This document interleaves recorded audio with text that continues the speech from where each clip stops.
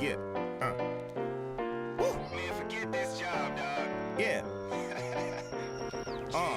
Working this graveyard shift, I hate it. 6 in the morning, I'm off, I made it. When I get home, I'ma make this clear. First thing I'ma drink is a Rainier beer.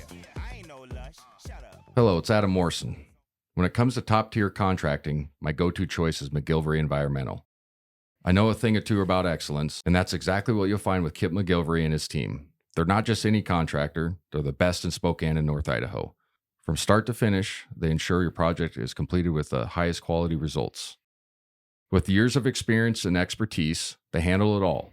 New construction, meticulous repairs, asphalt paving for residential and commercial properties, excavation, and even environmental remediation. So why wait? Reach out to Kip McGillivray Environmental today by calling 208-556-6384 for your free estimate.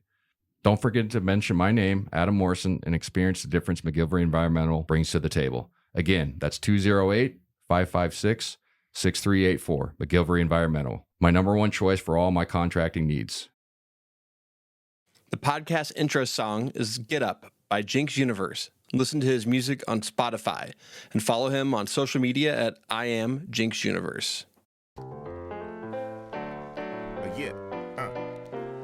Man, forget this job, dog. Yeah. Working this graveyard shift, I hate it. 6 in the morning, I'm off, I made it. When I get home, I'ma make this clear. First thing. Season 4, Episode 12 of The Perimeter, sponsored by McGillivray Environmental, Idaho Central Credit Union, and New Love Coffee. Going to be a shorter episode this week. We're going to talk about UCLA, trip to LA, and then opening with Pepperdine to begin West Coast Conference. One of last two. So that'll be interesting. Maybe recap a little bit last week, but a great opportunity with a very good UCLA team that kind of came out of nowhere in a sense that it was supposed to be quote unquote a rebuilding year, but a team that's strung together some wins, 10-2 right now, 18 in the AP, and 18 in the coaches poll, and more importantly, 16 in the Ken Palm. So it would be a good theory quad one win if you can get that neutral site, but obviously in LA would be considered a tougher game. But that the new Intuit building that the Clippers play at, that's supposed to be like legendary, technological and all that stuff. So it'll be a cool experience for our guys. I think did I hear is like a 3-game series? I think it's a 3-game series starting this year. Mm-hmm. We've played each other, I'd like to say like 6 times in the last like decade or something like that, which is kind of crazy, and not even trying to. Yeah. And so it's turned into a rivalry. Everybody knows the history. We've covered that in the last few seasons, but the recent history has been pretty wild. We played him in in Vegas with that Chet Holmgren's crew that year. Mm-hmm. Handled him pretty good. And then we played him in the Final Four, obviously with Jalen Suggs, one of the all-time greatest like Final Four moments, one of the all-time greatest Zag moments, and which is hard to get into that category with so many great players and plays and moments, hitting that just beyond or just inside half-court shot. And then Julian Strother was it 2 years ago. Yeah. Hits the 3 when they made a comeback similar to my era, but he comes down and bails us out and hits a 30-footer or whatever off a simple inbound play and kind of saves our bacon. We end up going to the Elite 8, I think, that year, and that's who we play UConn and lost to the eventual national championship. But my point is there's been some great history. We played him in Maui last year, beat him. So like I said, there's been a ton of recent history, and I remember seeing them last time and talking to their SID, and I think it was their AD, and he's just like, I was like, "Are you sick of playing us yet?" And he's like, kind of like, "Yeah, man." And then they re-signed a re-up to series because it's good, but it's also just kind of like just getting a little tired of this, in a good way. But it's like we've always found our way to play each other in the tournament or in a Christmas tournament or something of that nature. But Mick Cronin's got a very good club, well coached. Like I said last year, they didn't have a particularly great year, but it was always, it's going to be a rebuilding year. And I've said it over and over. In the transfer portal and in the NIL, which UCLA is not a huge NIL, but they're in the neighborhood, you can rebuild and you can do it fast. And especially if you're at a school with history, obviously location matters. And so they've done an excellent job of getting back to where they feel like they should be. Kind of had a bad loss at the start of the year against New Mexico. But other than that, have strung together, let's see, 1, 2, 3, 4, 5, 6, 7, 8 wins, and just lost to North Carolina by 2.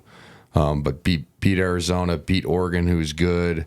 Washington solid this year. You know what I mean? So they got some really good wins. Like I mentioned, 16 in the Ken Palm. So it's going to be an interesting game for our guys. And they always play us slow. It's always a contrasting style game.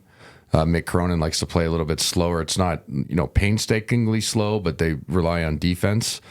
And then we always try to outpace them. And so it's more of a game who can impose their will and style early and get themselves going. And usually is the ones who's out on top. So I think we've beaten them. Let's count. I mean, since Jalen, Vegas, Maui, Julian. So at least 4 in a row. So it'll be interesting to see, how excited they are for that game, but how, chomping at the bit that staff wants to win it. We had a little spicy situation in Vegas with that Czech crew 2-3 years ago, whatever it was. Our bench staff got it into their bench staff a little bit. Wasn't on camera, but it was a little bit yapping back and forth late in the game. So that was always spicy watching the handshake line after the game. Right. I won't name who it was, but it was one of our main assistants was doing the right thing, and I saw the whole thing, and one of their assistants started yapping, and we yapped back, and it was kind of funny. It was like, oh, sweet, this is interesting. So, yeah, it's going to be a great opportunity for our guys. UCLA is a terrific ball club and great history, and averaging 78 points a game, shooting it at 37, almost 37 from 3, which is terrific. And then 49 from the field, which is good.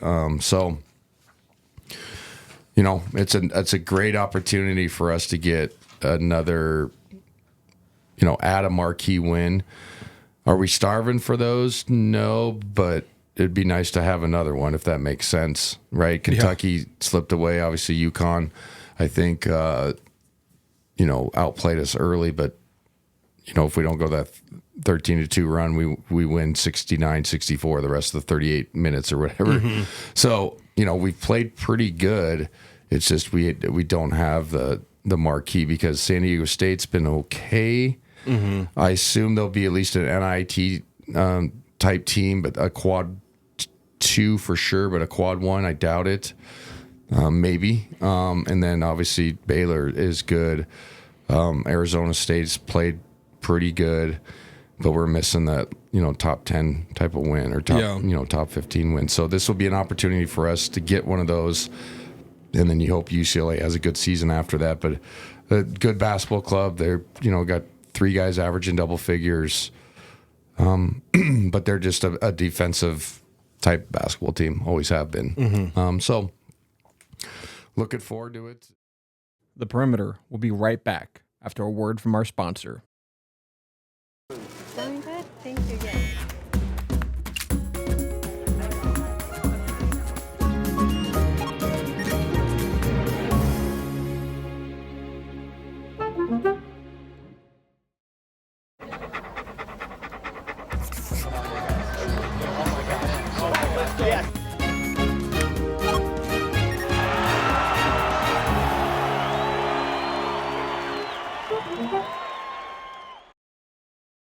Type basketball team. Always have been. So looking forward to it. It's going to be nice. We get to spend 4 days in LA. It's kind of like an old school trip when we used to have travel partners and you'd stay, 3-4 days in one spot. But we opened with Pepperdine the 30th. Yeah, the 30th. So we go the 28th and 30th of the games. And so that was cool that we opened down there for West Coast Conference play. It's always nice to play in Malibu. It's like going back in time because the gym hasn't changed in 25 years. Right. Last year, so SWX or whoever KHQ did the game last year, and so they had their booth right in the middle of the stands, and so they put me and Huddy up in the top corner, like direct eyesight behind him, so like you could barely see half the court. And here's the best part: like they just put out a table. There was no power, no internet, like. And this is where people are starting to get frustrated with the West Coast Conference, and I totally understand. It's not just us. Mm-hmm. Like this game's on TV. I know it's not national TV, but it's like bills are getting paid with advertising. You should be somewhat excited that your program's getting shown on TV, and you don't even have a power source, or they had to run an Ethernet cable to us. And you just sit there and go like, you're looking at the poor gal who's doing it. She probably just got out of college, had no idea. And you don't want to be rude, but you're like, we got to have these things in like 20 minutes because we're here early, but you don't have them. So now it's a time crunch. Right. Because all we have to do is plug in, connect to the internet, and we're ready to go. Mm-hmm. And they're just like, and I say that because that's part of the reason we leave the West Coast Conference. It's not because of where they put the radio guys. It's because of the lack of like awareness on sports or the care in general. Mm-hmm. And so, like I said, it's like going back in time. The gym literally looks exactly the same when I played there 20 years ago, almost 20 years ago. Right. You walk through a foyer and there's the court and then there's the concession stand, and then you just like walk out in an open space to the locker room. And when I played, they didn't like rope it off. So like if a fan wanted to like touch you or whatever, yeah, man, he's in the line to get a hot dog, and then you got to get away. You know, I'm dead serious. And then I think probably like 10 years ago, he's like, all right, if we don't have like ropes, somebody's gonna get punched or whatever, you know, or like just this is bad. Yeah, it's unsafe. Yeah, unsafe and all this stuff. So like. It's always nice going to Pepperdine. It really is because it's so beautiful, but it's literally like going to like a D3, and I mean that with all due respect. It's like going to a Whitworth game. You know what I mean? And like God bless Whitworth, and they're a terrific program. But you're like, oh, it's D3. You know what I mean? Yeah, it just is what it is. And interesting. Yeah. So you better get to early this year because KHQ's covering it again. Yeah. So. No, I think I heard one of their producers talking about putting us next to them because we kind of were like, guys.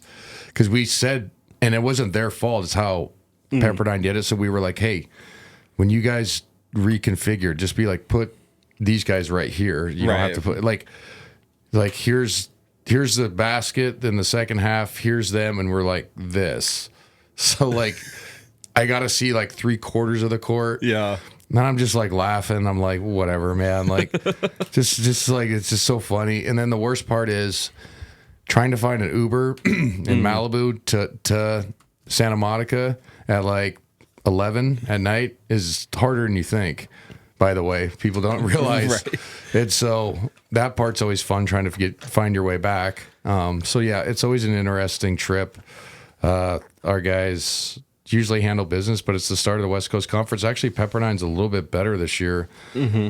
I know it sounds funny, but 207 in the Ken Palm, usually they're like in the 300s. Yeah. So at least they're trying. Mm-hmm. But in fairness to them, I think they've broken ground on a new basketball facility and volleyball. Yeah. Which they really need, but we'll be out of the conference by then. Right. And I guess I got to give them some, devil's advocate or like provide context. So we had a kid, Ricky Foyce. He was a GA when I was a GA. Now he's with Tommy at Arizona, his main assistant. He was with us at Gonzaga. Then he went to Phoenix Suns. Blah, blah, blah. He's traveled, but he's a good assistant coach, about my age, about 40 years old. He played at Pepperdine as a walk-on. He's from Italy. Call him Pretty Ricky. Good dude, Italian accent, good-looking guy. So he's fun to hang out with. You know what I mean? Got a lot of life. Yeah. So we were talking about Pepperdine one day, just out having beers, probably 10 years ago, and we're just like, how come they can't win, or how come they're not like at least decent? Because they used to be in the early 2000s. Yeah, they really were. Yeah. It's like, how can you not recruit there? And we were talking about the athletic facilities, and he made a good point. I never even thought of it this way. He goes, all right, so there was a soccer stadium that was supposed to get built, when he was there. And all they wanted to do was put in night lights or, like the floodlights. It took them like 6 years to get it approved. And you're like, why? He goes, well, if you had a mansion worth $25 million on Malibu and you have an ocean view, would you want any light pollution? Right. No. And then if they did approve it, like if you have a place that much, you can lawyer up heavy and be like, okay, we can just litigate and just push down the road. So I will give them fairness that like probably trying to expand on anything there, it has to be like a nightmare. Even if you own the land, like somebody's going to be like, nope, you know what I'm saying? Like, so I'll give them, I kind of have to give them some credit with like their facilities and caring about athletics, because also too, it's like, it's probably, I bet you it's 85 to 100 grand per with books and everything, or with room and board there. Yeah, it's not a cheap school. So the counter to that is like, well, who gives a shit about athletics, man? You know what I mean? And like, you kind of get it. So I guess I shouldn't rag on Pepperdine, but it is funny when you go to some of these West Coast conference schools. My whole point is part of the reason why we're leaving, because some of them are just not in tune with athletics as we are. Yeah. And I understand it, but it should be a good trip for our guys. We had 2 good home wins against Nichols and Bucknell. Nichols really actually did a pretty good job against us. I was pleasantly surprised with their kind of energy. We kind of looked unfocused a little bit, but that's always easy to say if you don't start out great. We just, started out bad. But Graham Eke had a terrific game in that contest, had 20.6 rebounds, 6 of 9, made a 3 in under 18 minutes. Braden Huff off the bench under 20 minutes had 25, 11 and 12. Obviously, that's terrific. 6 rebounds. So it was nice to see the inside presence really get going. And then Ryan Nemhart was terrific, 18 points, 10 assists, 5 rebounds. I think it was his 6th double-double of the year. Yeah. And those are assist double-doubles. Those are harder in my opinion. Excuse me. So I think it was a good deal for us to get back into, the deal. Yeah. I was going to ask about the Nichols game and that the slow start. Like, is the slow start concerning? It or is. Yeah. No, I think it's concerning. Sorry to cut you off, but it's concerning because we had a slow start, obviously, against Kentucky, or second half against Kentucky, and then the start against UConn, and then the next game, Nichols. Yeah, so it is. Now, is it something to freak out about? No, but I guarantee it's been discussed. And I think sometimes it's just guys is, I don't know if they're not loose enough yet. And I know that sounds funny. You go through warm-ups, but you do get cold after you do the, all right, starting at guard on the other side, and you stand there. You know what I mean? The national anthem. Like, so sometimes you have to get yourself going a little bit. But in contrast, it's like you guys are 18 to 23, so like, get yourself moving. Right. I don't know what else to tell you, So, I mean, it goes, I don't know. It's something to keep watching out. Are we going to have a better start at in LA? Absolutely. We're better against Bucknell, but Bucknell didn't quite have the athletes that Nichols did. But again, these 2 games were good. I wish we had these mixed in between Kentucky and UConn, like one of these. Yeah. Because there was an interesting stats. We haven't lost back-to-back games in 6 years. Oh, I did not. Yeah, that's kind of crazy. You know what I mean? It was a crazy stat to see that, and didn't even realize that. But it's also like Kentucky, UConn, like, okay, it's pretty good. 2 pretty good teams. Yeah, totally. So anyway, good week for our guys to kind of get back on track. Good week for our inside presence. Bucknell is a Patriot League team that's had good success, like 2010 on. They went to the NCAA tournament like 5 years in a row or something like that. Let's see if we have the box. Yeah. Graham Eke was terrific against them. Played 20 minutes, had 25 points, 11, 15, 10 rebounds. So that obviously is good. Braden Huff was solid as well with 9 points, 4, 7. And Ben Greggs had a nice stretch here at 15 points, 6 of 12. It was interesting. They kind of dared him to shoot it every time, so he was wide open. 3 3 of 7 from downtown. Ryan Nemhard, good.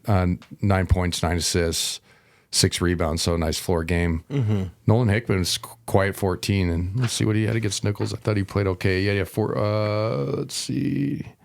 He had 11 against them, 11 and 6, 4 6. So he's strung together some good games. Back on, the playing good track. I talked a little bit about after in our pregame show that I understand some people get frustrated with his game a little bit, but he has been really efficient. He's just shooting in like the 43s from 3 with volume. He just had, a bad play against West Virginia, and then he didn't play good against UConn. He just didn't play good. Mm-hmm. But in totality, he's had a good season. He's played, kind of the right way. He's a good teammate. He doesn't pout, blah, blah, blah. So I think sometimes we need to give the kid a break a little bit. He's had some big moments for us, and this is year 4, his last year. So it's nice to see him. He needs to be playing confident, seeing the ball go in the basket, happy, all those things. Yeah. Will help us down the stretch. So I think it's going to be a terrific week heading down to LA. UCLA is a great matchup. It's a great rivalry. We've talked about my era's deal, like it'll never go away. In not a bad way, but it's just we've already talked about it. Mm-hmm. So like it's kind of cool that there's a modern rivalry now. Yeah. And there's been some really cool moments. If you're a UCLA fan, not necessarily, but some really close games and some chippiness, good chippiness. And it is a good, it's a good series to have because I always say it's Gonzaga, Arizona, UCLA, and then you mix San Diego State in there on like perennial West Coast teams in the last decade. Absolutely. And so it's nice for recruiting and all that stuff. And then Oregon, you could mix barely in, you know what I mean? Yeah, definitely. So yeah, I'm looking forward to it. We got any listener questions? Yeah, I got a listener question. The Perimeter will be right back after a word from our sponsor.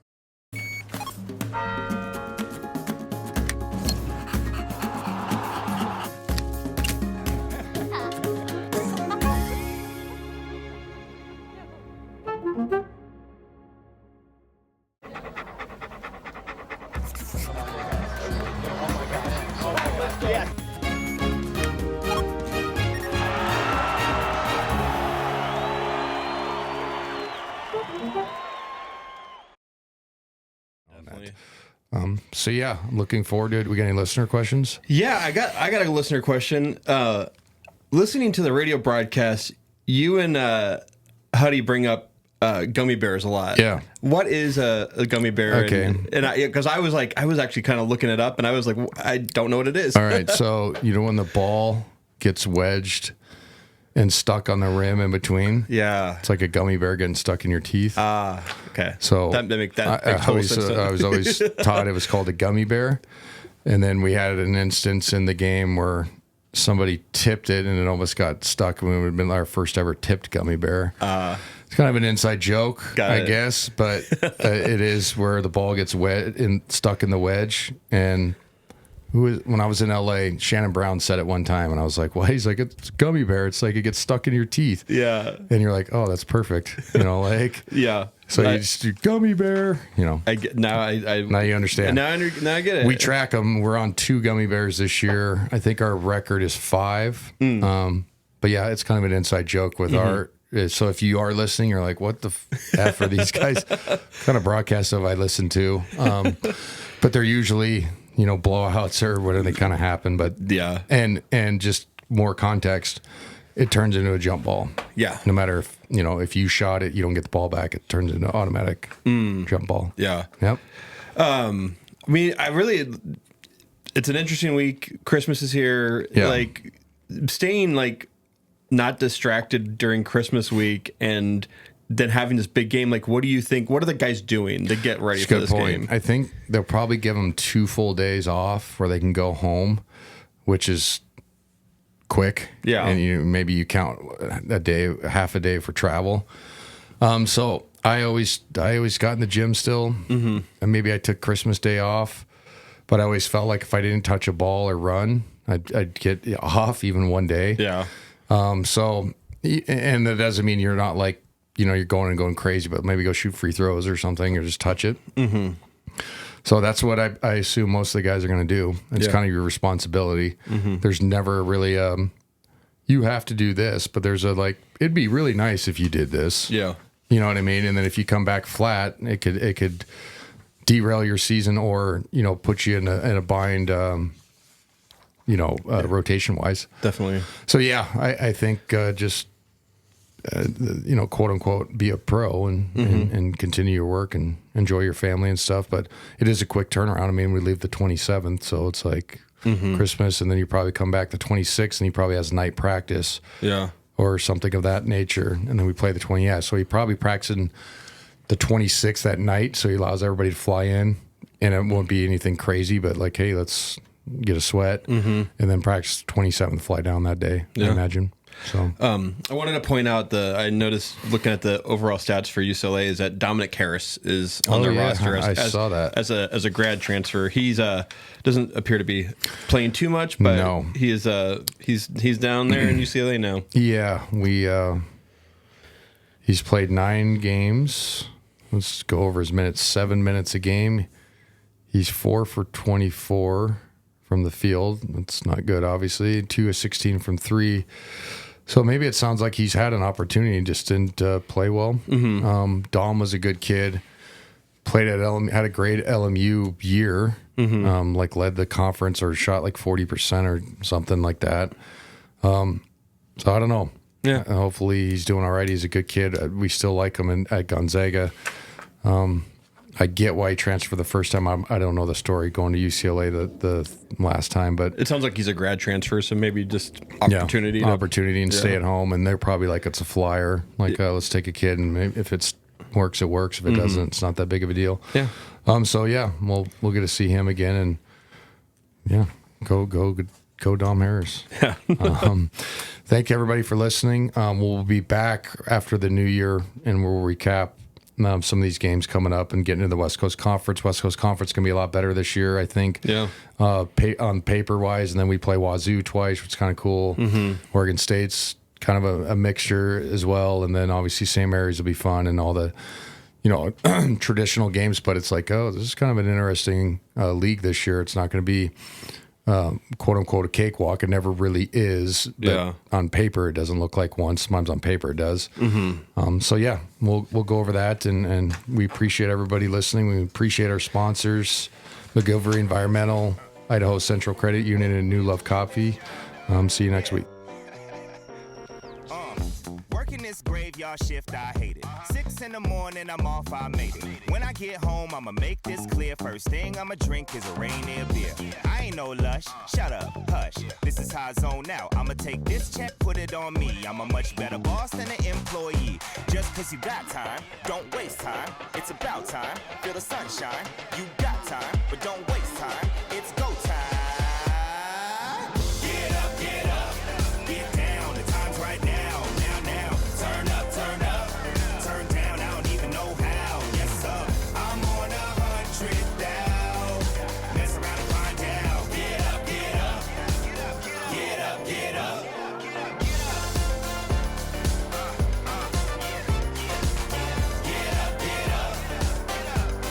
Yeah, I'm a much better boss than an employee. I'm an employee cause I go OD on a BEAT. I'm a young OG, been killing these raps since 03. So when a supervisor. The podcast intro song is Get Up by Jinx Universe. Listen to his music on Spotify and follow him on social media at I am Jinx Universe. Produced locally in Spokane, Washington at Spocast.